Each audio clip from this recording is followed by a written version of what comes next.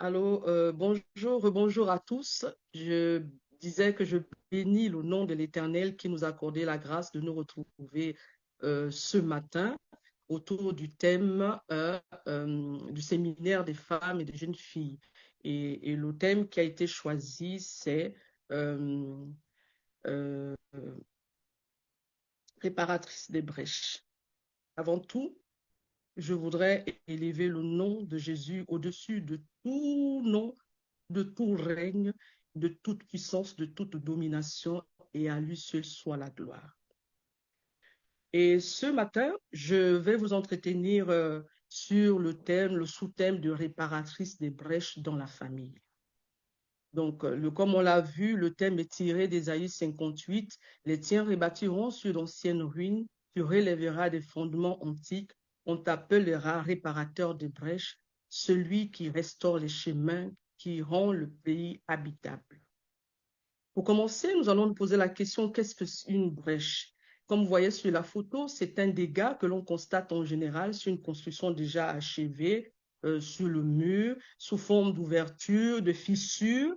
Et en parlant du thème, donc en lien avec notre thème, il s'agit en fait de portes ouvertes.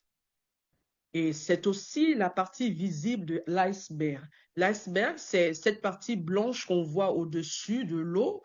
Tout le monde voit un tout petit, comme une petite montagne blanche, un bloc de glace en fait, mais en dessous, il y a vraiment quelque chose de plus grand. Et nous pouvons nous poser la question à travers l'image qu'il y a dessus, quels sont les risques liés à à une brèche? Comme on le voit, il y a le risque double pour les habitants, pour les personnes qui habitent dans une telle maison. Il y a le risque que la maison s'écroule un jour sur eux si, en fait, par surprise. Mais il y a aussi le fait que la maison, quand elle est dans cet état, l'eau va s'infiltrer et cela va détruire la maison jusqu'à causer une ruine. Et nous devons savoir que lorsque l'ennemi entre dans les familles, son intention est de conquérir cette maison et d'y implanter son drapeau. C'est-à-dire, il faut voler tout ce qui est de précieux, tuer et détruire. Et à la fin, on aboutit à une ruine. La ruine, donc, comme on le voit, dans cette maison, les serpents peuvent entrer, les voleurs peuvent entrer, les meurtriers, tout. C'est vraiment une ouverture à tout dans une famille. Alors, on comprend donc que les brèches sont des signes qui annoncent qu'il y a un danger et qui interpellent les occupants d'une maison ou des membres d'une famille qu'il faut qu'on soit ensemble pour chercher et trouver ensemble une solution efficace et définitive. Et comme notre sous-thème est la réparatrice des brèches dans la famille, nous allons faire une réflexion stratégique. Comment une maman ou une jeune fille peut-elle être une réparatrice de brèches dans sa famille? Dans un premier temps, nous allons identifier les fissures, les brèches ou les ruines qui existent dans nos familles. Et nous allons nous poser la question de savoir en fait quelles sont les brèches que je constate dans ma famille aujourd'hui ou de manière générale dans les familles chrétiennes. Nous allons partir du principe que en dessous, comme on a vu l'image, en dessous de toute brèche se cache toujours quelque chose de plus important. De même, en dessous de toute brèche familiale chrétienne se trouve toujours une activité plus importante en lien avec ces brèches. Donc, nous avons énuméré, j'essaie d'énumérer quelques brèches qu'on trouve dans certaines familles au niveau de la Bible. Nous avons les brèches liées à l'idolâtrie ou au culte des ancêtres, comme on l'a vu dans la famille de Joas. Joas, c'est le papa de Gédéon. À cause du pied sacré qu'il avait érigé, ça a engendré tous les malheurs que vous connaissez dans la Bible, dans l'histoire de Gédéon. Dans la famille de Jéroboam, Jéroboam est passé de chef de corvée à roi. Cela parce que Dieu l'avait choisi. Dieu lui a dit, obéis et toi, tes enfants seront toujours rois jusqu'à ce que je décide de restaurer les choses. Mais Jéroboam a désobéi et il s'est livré à l'idolâtrie. Et finalement, l'un de son fils qui devait l'hériter tombe malade. C'est là qu'il se rappelle que Dieu avait parlé à mon sujet. Je ne vais pas m'étendre sur tous les brèches, j'essaie juste de montrer quelques brèches qui existaient dans les familles bibliques. Au niveau des Samaritains, ça c'est les mélanges, ils adorent Dieu, ils adorent les dieux de leurs ancêtres, c'est vraiment un mélange et pour eux c'était normal. La Bible déclare que jusqu'aujourd'hui ils continuent à le faire. On a les brèches des injustices, donc ça c'est la famille de Samuel qui ont des jugements arbitraires en faveur du coupable parce que le coupable lui fait donner quelque chose. On a des brèches liées, des brèches de haine liées entre des frères. Donc on a la famille de Jacob et Esau, on a la famille donc Joseph et ses frères. On a aussi les meurtres liés, des brèches liées au meurtre. Donc, on connaît la famille d'Adam, ce qu'ils ont subi. Il y a le vol d'argent, par exemple, en lien avec l'amour de l'argent. On connaît l'histoire de Judas. On a la soif du pouvoir dans la famille d'Aman. Vous connaissez l'histoire de Esther. Donc, comment sa femme encourageait son mari et puis on connaît les conséquences. On a les familles de Dathan et Corée qui se sont révoltées parce qu'il y avait cette soif du pouvoir. Ces choses sont des brèches qu'on trouve. Et aujourd'hui encore, dans notre ère aujourd'hui, on a affaire aux brèches en lien avec les sexualités interdites. Dans la Bible, on trouve la famille de Lot, l'inceste dans la famille de Lot. On a vu les fils du sacrificateur Élie qui se sont livrés à l'impudicité, avec les femmes qui travaillaient là. On a aussi vu dans la famille de David toutes ces brèches. Donc, aujourd'hui, je ne vais pas citer toutes les brèches. Nous allons passer donc à la question 2. Donc, on vient juste de poser la question, voilà, le point 2, c'est quelles sont les causes de ces brèches. Maintenant qu'on a identifié les brèches qui sont dans nos familles, comme on l'a vu dans certaines familles dans la Bible, la deuxième question qu'on va se poser, donc, quelle est la cause de cette brèche? Pourquoi on se retrouve avec telle situation dans la famille? Et là, cette question nous emmène à nous poser cette question en tant que maman. Qu'est-ce qui a provoqué en fait l'apparition de ces brèches dans la famille? Pour cela, nous allons procéder dans un premier temps à une étude du sol, le sol sur lequel la maison a été bâtie. Pour cela, Matthieu 7, 24, 27 nous dit quelque chose de très important. Et là, c'est Jésus qui parle. C'est pourquoi quiconque entend ces paroles que je dis et les met en pratique sera semblable à un homme prudent qui a bâti sa maison sur le roc. La pluie est tombée, les torrents sont venus, les vents ont soufflé et se sont jetés sur cette maison, mais elle n'est point tombée parce qu'elle était elle était fondée sur le roc. Mais quiconque entend ces paroles que je dis et ne les met pas en pratique sera semblable à un homme insensé qui a bâti sa maison sur le sable. La pluie est tombée, les torrents sont venus, les vents ont soufflé et ont bâti sur cette maison. Elle est tombée et sa ruine a été grande.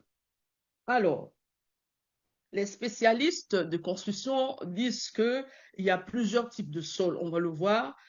Ici, on a ce qu'on appelle des sols graveleux ou sableux. Hein. Là, la particularité de ces sols, c'est qu'ils peuvent facilement être lessivés, l'eau peut facilement s'infiltrer et entraîner l'instabilité du sol. Ça peut entraîner l'instabilité du sol. Donc, à ce moment-là, quand il y a des fortes pluies, donc si une maison est bâtie évidemment sur ce son de terrain, ça va bouger. Et ça vient confirmer ce que Jésus a dit pour le fou qui a construit sa maison sur le sable. Mais les spécialistes disent aussi qu'il y a d'autres sols qui sont des sols qu'on appelle des sols comme de l'argile ou du limon. Donc en orange, ici, vous voyez bien, c'est de l'argile, en gris aussi. l'argile quand c'est mouillé et l'argile quand c'est gris, quand c'est sec en gris. Donc, on dit que ces sols-là sont très, très, très sensibles à la variation du sol. Et dans l'image qui apparaît, on voit ici que lorsque le sol est argileux ou limoneux, une fois que la pluie tombe, quelqu'un a construit sa jolie maison sur un sol argileux ou limoneux. Une fois que la pluie tombe, l'argile va gonfler et là, on va voir apparaître les premières brèches.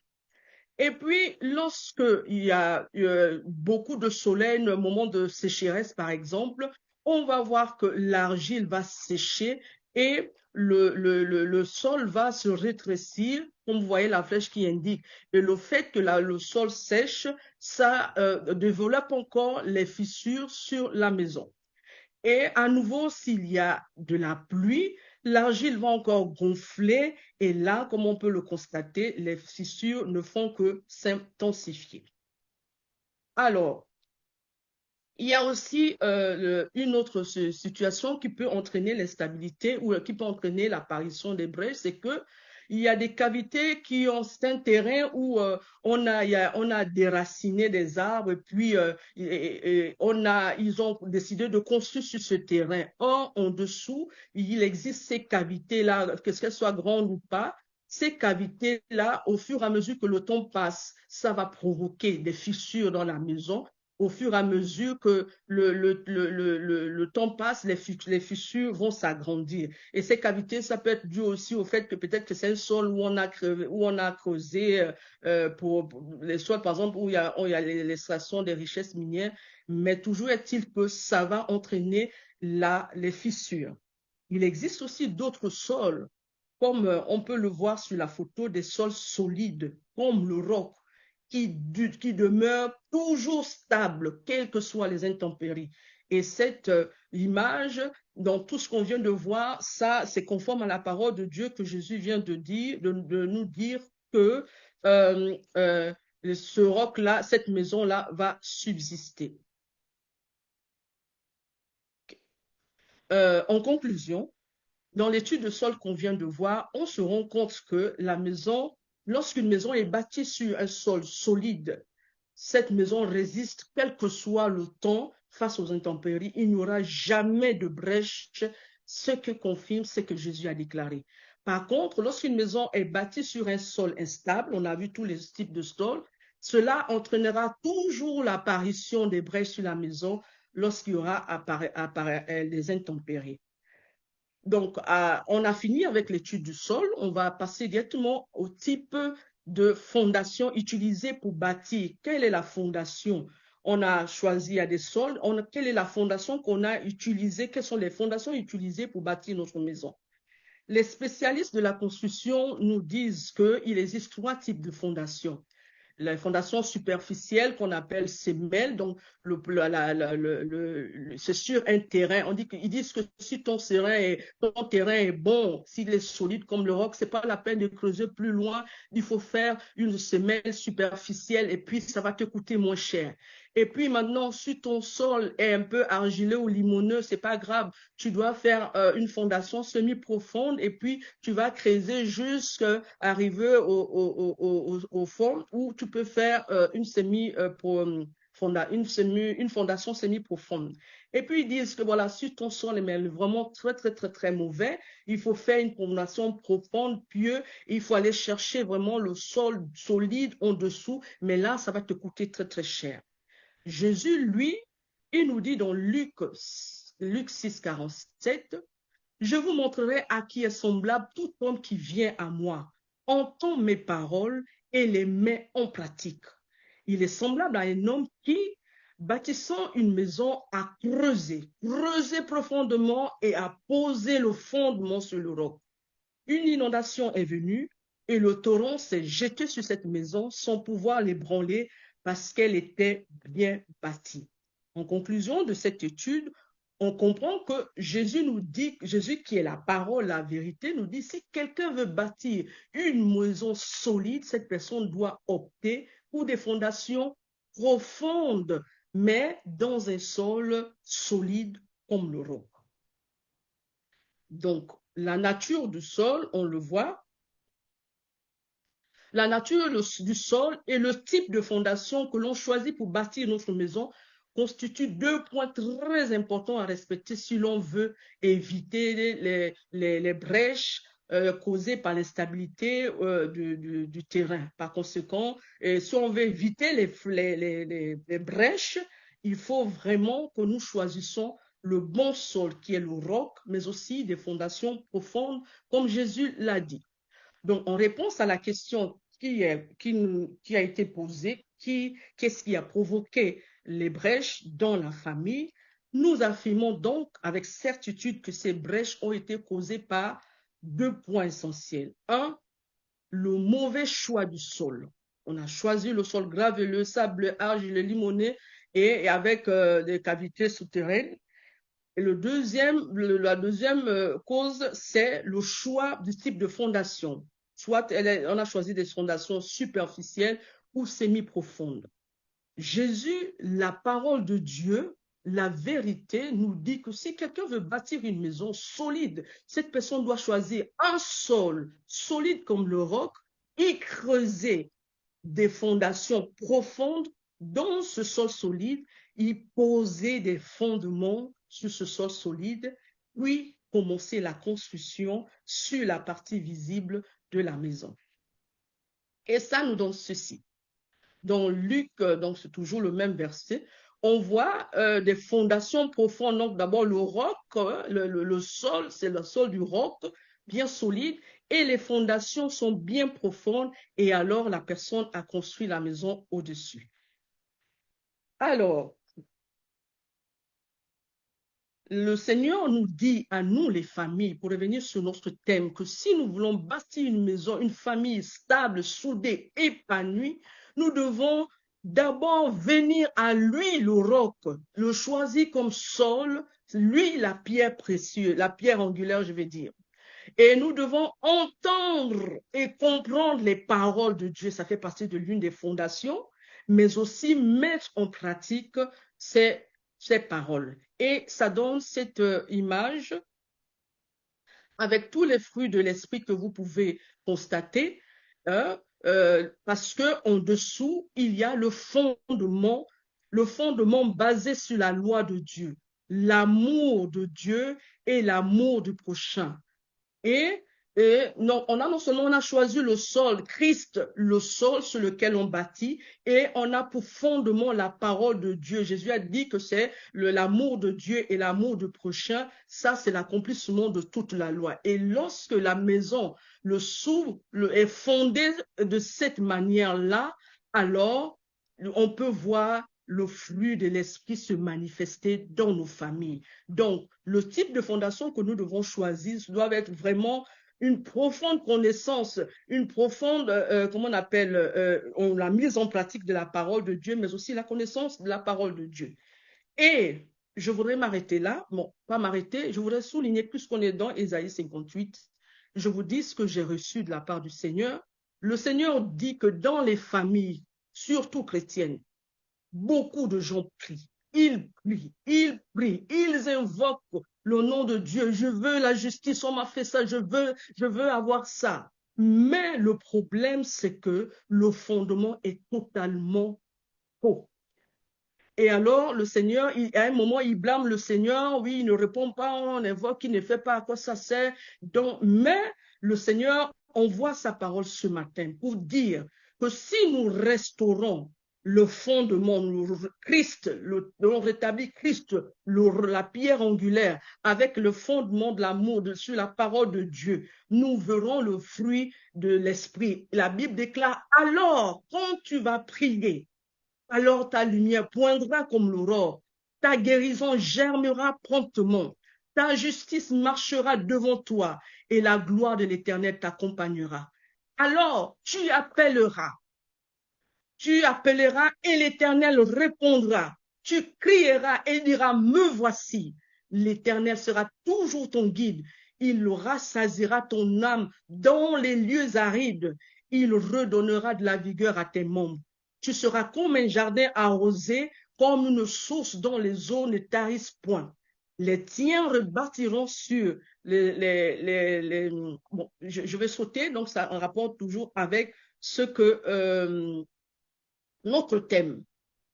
Donc, Christ, le roc sur lequel nous bâtissons notre maison, fait partie intégrante de la fondation de notre maison, de notre famille, parce qu'il est la parole de Dieu. Ainsi donc, la connaissance profonde, c'est Pierre-Paul qui disait, je t'encourage que ta connaissance de Christ augmente. La connaissance profonde de Christ, hein, et la mise en pratique de la parole garantissent à notre famille la stabilité, la sécurité au fur et à mesure que le temps passe, quelles que soient les intempéries. Donc, quand on regarde le diagnostic qu'on a fait, on se rend compte que les brèches dans les familles chrétiennes aujourd'hui sont causées par deux faits. Christ, la pierre angulaire, a été rejeté de nos familles chrétiennes. Le deuxième point, c'est que la parole de Dieu, le fondement, n'est plus le centre d'intérêt dans les familles chrétiennes. La parole de Dieu n'est plus mise en pratique au sein des familles. Elle n'est plus lue pour être comprise et être mise en pratique. Elle n'est plus méditée ni étudiée en famille. Ces familles se contentent, donc les familles chrétiennes aujourd'hui se contentent seulement de l'écouter et de tout de suite l'oublier ou se la faire voler par le diable. Les familles chrétiennes aujourd'hui ne supportent plus les paroles de la sainte doctrine. Elles sont atteintes de la démangeaison d'entendre des choses agréables. Elles ont détourné l'oreille de la vérité pour se tourner vers les fables. À ce sujet-là, on peut le voir dans nos statuts, dans qu'on le veuille ou pas, il y a plein de paroles qui sont non, les paroles de sagesse. On fait la promotion des paroles de sagesse d'une société, d'une entreprise, d'un ministère, mais la parole de Dieu est comme totalement mise de côté. Alors, face à cette situation, comment une maman, une jeune fille peut-elle donc réparer les brèches dans sa famille? On a déjà dit, on a identifié et puis on a vu sur quel sol on a bâti, est-ce que c'était des fondements profonds. Maintenant qu'on a appris toutes ces choses, qu'est-ce que nous pouvons faire? Ésaïe 58, 12 nous dit que avant toute chose, tu relèveras les fondements antiques là où les fondements ont été superficiels ou semi-profonds, le Seigneur nous a dit que c'était des fondements profonds qu'il fallait. Il faut tout de suite rétablir les fondements. Et on l'a vu dans cette image, donc le fondement profond et la nature du sol qui est Christ pour que ça ne bouge pas. Et psaume 1, 1 à 3, je vais le lire rapidement. Heureux l'homme qui ne marche pas selon le conseil des méchants, qui ne s'arrête pas sur la voie des pécheurs, qui ne s'assied pas en compagnie des moqueurs, mais qui trouve son plaisir dans la loi de l'Éternel et qui la médite jour et nuit. Il est comme un arbre planté près d'un courant d'eau qui donne son fruit en sa saison et dont le feuillage ne se flétrit point. Ce qu'il fait lui réussit, car l'Éternel connaît la voie du juste et la voie du pécheur mène à la ruine. Dans ce psaume, on se rend compte que pour qu'une maman, une jeune fille puisse rebâtir les brèches, il y a une chose qu'il faut, il y a des choses qu'il faut faire. Il faut se débarrasser de certaines choses, ne plus marcher selon les conseils de méchants. Au jour d'aujourd'hui, avec la technologie, oh, il y a mille et un conseil qu'on entend, mais est-ce que ces conseils sont conformes à la parole de Dieu? Si ce n'est pas le cas, il faut décider de ne plus marcher selon ces conseils. Il ne faut plus s'arrêter sur la voie du pécheur. Quelqu'un est en train de commettre le péché, si tu t'arrêtes, mais tu vas faire la même chose que lui. La Bible déclare que les mauvaises compagnies corrompent les bonnes mœurs.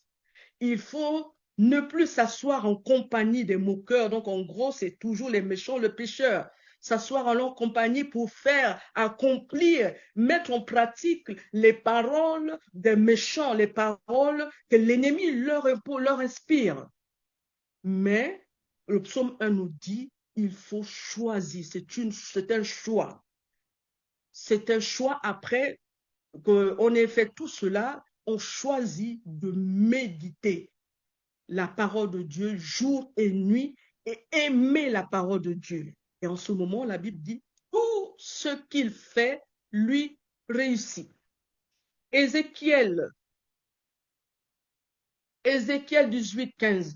L'homme qui est juste, qui pratique la droiture et la justice, qui ne mange pas sur la montagne et ne se lève pas les yeux vers les idoles de la maison d'Israël, qui ne déshonore pas la femme de son prochain, qui ne s'approche pas d'une femme pendant son impurité, qui n'opprime personne, qui rend au débiteur son gage, qui ne commet point de rapine, qui donne son pain à celui qui a faim et qui couvre d'un vêtement celui qui est nu, qui ne prête pas intérêt, qui ne tire point d'usure, qui détourne sa main de l'iniquité et qui juge selon la vérité entre un homme et un autre, qui suit mes lois et observe mes ordonnances en agissant avec fidélité, celui-là est juste, il vivra, dit le Seigneur l'Éternel. Dans ce passage, on peut retenir que pratiquer la droiture et la justice en aimant Dieu et son prochain, puisqu'on parle de l'idole et la relation avec le prochain.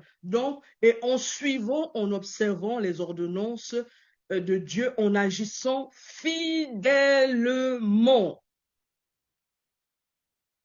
Je continue. Romains 2, 13 dit, ce ne sont pas en effet ceux qui écoutent la parole qui sont justes devant Dieu, mais ce sont ceux qui la mettent en pratique qui seront justifiés. Jacques 1, 2, 22, 25 dit, mettez en pratique la parole de Dieu et ne vous bornez pas à l'écouter en vous trompant vous-même par de faux raisonnements. Si quelqu'un écoute la parole de Dieu et ne la met pas en pratique, il est semblable à un homme qui s'est regardé dans un miroir, qui regarde dans un miroir son visage naturel et qui, après s'être regardé, s'en va et oublie aussitôt quel il était. Mais celui qui a plongé les regards dans la loi parfaite, la loi de la liberté, et qui aura persévéré, n'étant pas un auditeur oublieux, même se mettant à l'œuvre, celui-là sera heureux dans son activité. Dans ces deux passages, on peut retenir que celui qui met en pratique la parole de Dieu est justifié. Et celui aussi, celui qui plonge son regard, c'est-à-dire qu'il médite, qui prend plaisir dans la parole de Dieu pour agir conformément à cette parole, avec persévérance, refusant de se livrer à l'oubli ou de se faire voler la parole, mais il la met en pratique, on dit celui-là est heureux dans son activité. Jérémie 17, 7 dit, béni soit l'homme qui se confie en l'Éternel et dont l'Éternel est l'espérance. Il est comme un arbre planté près des eaux qui étend ses racines vers le courant. Il n'aperçoit point la chaleur quand elle vient et son feuillage reste vert. Dans l'année de la sécheresse, il n'a point de crainte, il ne cesse de porter le fruit. Et là, on réalise on comprend dans ce passage que dans tous les défis, il faut se confier en l'Éternel et espérer en lui seul. Pour beaucoup aujourd'hui, et même dans beaucoup des familles chrétiennes, aujourd'hui, les gens se confient sur les biens, sur l'argent. Ils sont chrétiens, mais ils ont pour Dieu mammon. Ils sont chrétiens et Dieu. La Bible déclare, tu ne peux pas suivre 2 mètres à la fin. Et beaucoup se retrouvent en train de mépriser Dieu, de le haïr et d'aimer maman, l'argent. Ils placent leur espoir là-dessus. Et là, forcément, il y a des brèches qui apparaissent. Et là, dans ce passage, ce qui a retenu, c'est que dans l'année de la sécheresse, il n'y a point de crainte. Il ne cesse de porter du fruit. Quelques exemples bibliques de brèches à réparer que j'ai mentionné pour vous. C'est Jésus qui a parlé. Si une maison est divisée contre elle-même, cette maison ne peut subsister. Si une famille est divisée contre elle-même, cette famille ne peut pas subsister. Et nous allons aborder la première brèche, la brèche de l'endettement. Comme vous le voyez dans l'image, Voilà, quelqu'un est lié par des dettes et puis il y a des corbeaux, je ne sais pas quel. Il rêve de la liberté. Mais son problème, c'est qu'il pense que quand il aura beaucoup d'argent, il sera libre. Et puis, on voit que c'est quelque chose qui n'arrivera jamais. Mais beaucoup spirituellement, même au niveau des familles chrétiennes, sont dans cet état-là. Il y a d'autres aussi, c'est quoi? Ce sont des crédits bancaires. On a pris, c'est pas une mauvaise chose de prendre des crédits pour acheter la maison ou quoi, c'est pas une mauvaise chose, mais quand on s'engage envers quelqu'un, il faut savoir on va faire face, il faudra respecter nos engagements. Et pour prendre l'exemple biblique un exemple dans la Bible, nous avons l'exemple d'un serviteur de Dieu. Vous connaissez l'histoire dans 2 Rois 4, 7. C'est l'histoire donc de cette dame qui allait voir Élisée. Le monsieur était un prophète, serviteur de Dieu, et puis il est parti, le créancier vient, ben, même si ton mari est mort, je suis désolé, mes condoléances, mais il faut que vous me remboursez ce que vous me devez. Et bon, s'il n'y a rien, il a regardé dans la maison, il n'y a rien. Bon, OK, là, il n'y a rien d'autre à faire que ce de prendre vos enfants et de les emmener pour qu'ils soient des esclaves jusqu'à ce que la dette soit remboursée. Cette dame, par la grâce de Dieu, s'est tournée vers le serviteur de Dieu, Élisée, pour tenter de trouver une situation. Maman, jeune fille, dans une période de crise comme celle-là, ce n'est pas la peine d'aller chercher une dette encore pour rembourser une autre dette. Ce n'est pas la peine d'aller commencer, bien même de vendre les enfants, c'est de se tourner vers le Seigneur. Et le Seigneur te dira, qu'est-ce que tu as? Va, il te dira peut-être, va rétablir le fondement, va rétablir le roc, remets les choses en place. Et cette dame a écouté la parole de Dieu. Tout ce qu'Élisée lui a dit, elle a dit et elle a fait. Elle est allée vers Élisée, qu'est-ce que je fais? Élisée a dit, va vendre. Elle devait travailler, vendre, chercher des acheteurs pour vendre de l'huile et rembourser sa dette. Et il a dit, maintenant, le reste, tu peux vivre avec. C'est très important que nous puissions ramener les choses à l'ordre selon la parole de Dieu, même si nous sommes chrétiens. Je voudrais aborder aussi la brèche liée à l'ingratitude. Vous avez compris, il s'agit de la famille de Nabal dans 1 Samuel 25, du verset 2 à 38. L'histoire nous raconte que c'est au moment où David était poursuivi par Saoul qui voulait le tuer. Et là, il avait l'habitude de faire du bien aux serviteurs de Nabal quand ils allaient tondre les moutons. Donc, il a donné des ordres à ceux qui étaient avec lui de les protéger parce que très souvent, les gens pouvaient venir les voler et tout. Et ils ont agi sans rien attendre, mais naturellement, alors que eux-mêmes, ils étaient en danger et pourchassés par Saoul. Et au moment où ils se sont retrouvés dans le besoin, on ne peut pas aller en Israël ailleurs, on est poursuivi, on va aller solliciter l'aide de Nabal parce que quelque part, il nous a quand même aidé. Peut-être qu'il pourra nous donner quelque chose. Mais lorsque David envoie ses serviteurs, vous connaissez la réaction de Nabal. La Bible dit que c'était un fou. Bon, il n'était pas sage, en tout cas, insensé. Et et le personnel qui était là n'ose même pas s'approcher de lui pour lui dire, voilà ce qui se passe, il y a un danger. Ils sont passés par cette dame, Abigail. Et Abigail, dès qu'elle a entendu ça là-bas, la Bible dit, Abigail était une belle femme. Quand la Bible rend témoignage de la beauté de quelqu'un, ce n'est pas du mensonge. La Bible rend aussi témoignage que c'était une femme très intelligente. Quand elle a vu ça, elle a dit, si j'en parle à mon mari, on va tous mourir. Elle a fait ce qu'elle a dû faire. Elle a rétabli la brèche. Elle est allée, elle a donné des ordres. Allons-y. Et la Bible déclare que David était en train de venir avec son armée dans le but de les massacrer tous, même les serviteurs. Elle a été sage. Elle a rebâti le fondement. Elle a comme posé, elle a pris Christ, la pierre angulaire, le fondement, elle s'est humiliée et la mort a été épargnée, la ruine a été épargnée à cette femme et à tous ceux qui étaient dans sa maison. Nous allons aussi prendre l'exemple de la brèche liée à l'idolâtrie. On a parlé de ça tout tantôt. Joas, qui était un enfant de Dieu, un chrétien, on peut le dire, un serviteur de Dieu, qui était là, qui était dans la terre promise, qui connaissait la loi parce qu'il a enseigné ça à Gédéon que voici ce que l'Éternel a fait, il a fait des miracles et tout. Gédéon a gardé cela, mais il s'est livré à l'idolâtrie. En se livrant à l'idolâtrie, ils ont connu tous les problèmes que vous connaissez dans la Bible. Ce n'est pas une semaine, mais cette année, à chaque fois qu'il le faisait, c'était la même chose. Et Gédéon était obligé d'être astucieux, donc d'essayer de récolter les fruits avant même qu'ils ne mûrissent. Parce que si on attend le moment de la récolte, on n'aura rien. Et il se posait des questions, mais qu'est-ce qui se passe? Mais où est Dieu? On a entendu parler de ses œuvres, où est Dieu? Et quand son cœur a commencé à se poser ce genre de questions, le Seigneur lui dit, il y a une brèche que ton papa a ouverte. Et cette brèche, ce que tu es en train de vivre là, c'est une brèche, mais la source de cette brèche, c'est l'idolâtrie, c'est le pieu sacré que ton père a érigé pour Baal. Nous allons aussi parler donc de la brèche liée à l'absence des parents. J'insiste là-dessus.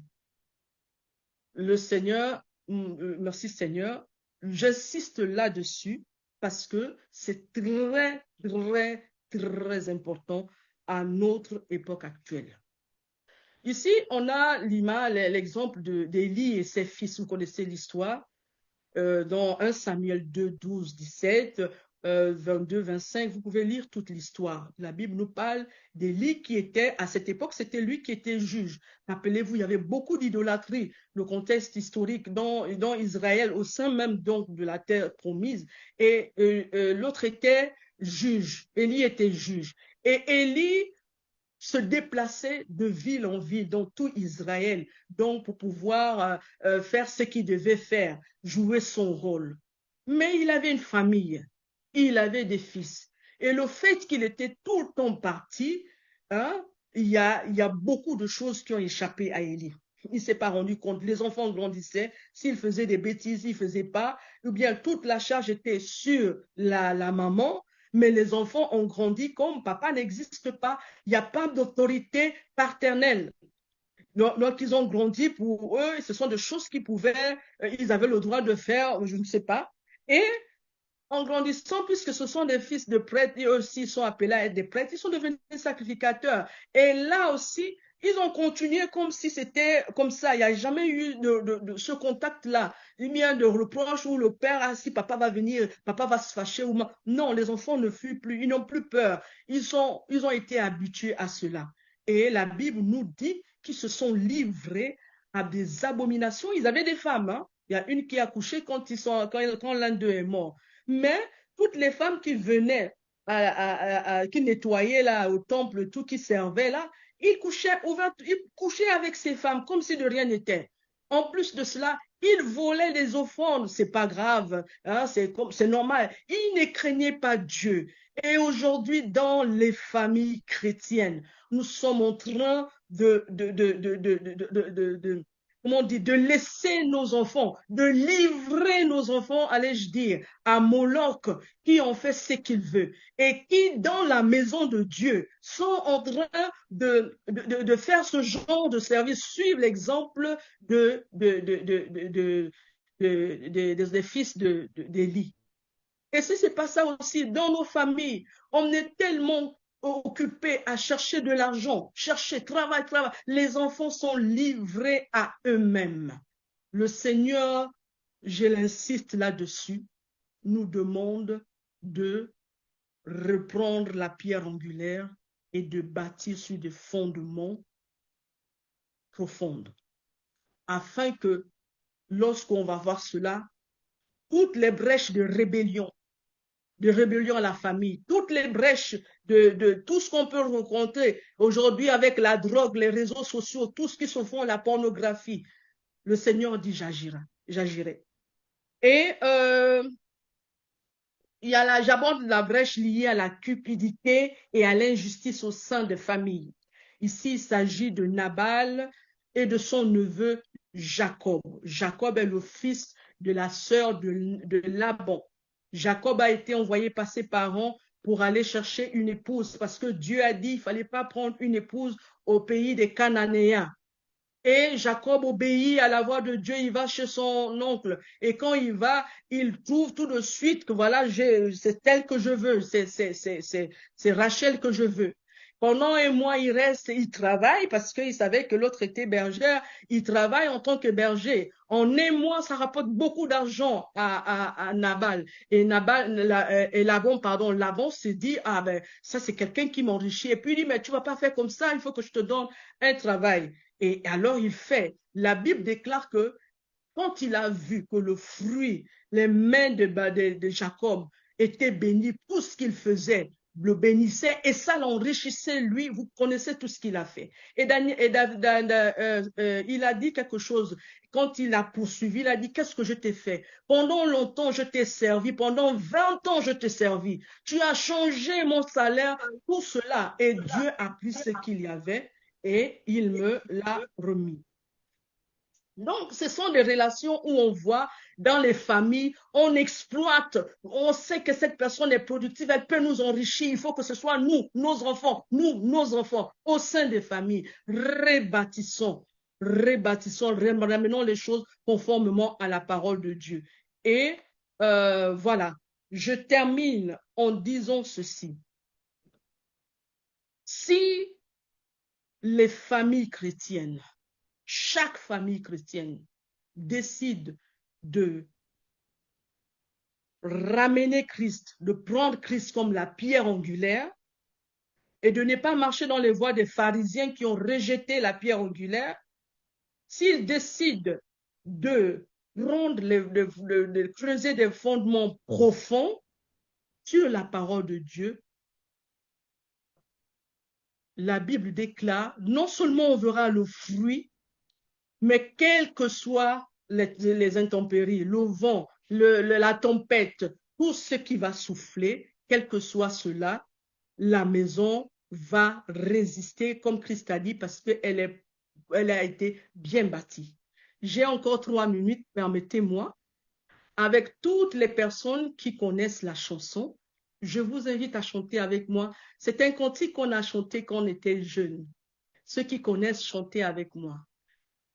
Oui, j'ai bâti sur le rocher, et quand viendra la tempête, ma maison résistera. Ma maison est en Jésus. Oui, j'ai bâti sur le rocher, et quand viendra la tempête, ma maison résistera. Ma maison est en Jésus. La pluie et le vent souffleront. Satan se déchaînera. Mais ma maison est en Jésus. Je n'aurai jamais, jamais peur. La pluie et le vent souffleront. Satan se déchaînera, mais ma maison est en Jésus. Je n'aurai jamais, jamais peur. Oui, j'ai bâti sur le rocher, et quand viendra la tempête, ma maison résistera. Ma maison est en Jésus. La pluie et le vent souffleront. Satan se déchaînera. Mais ma maison est en Jésus. Je n'aurai jamais, jamais peur. Soyez bénis et rebâtissons les brèches, restaurons, comme on dit dans notre rapport avec notre thème, rebâtir, hein? C'était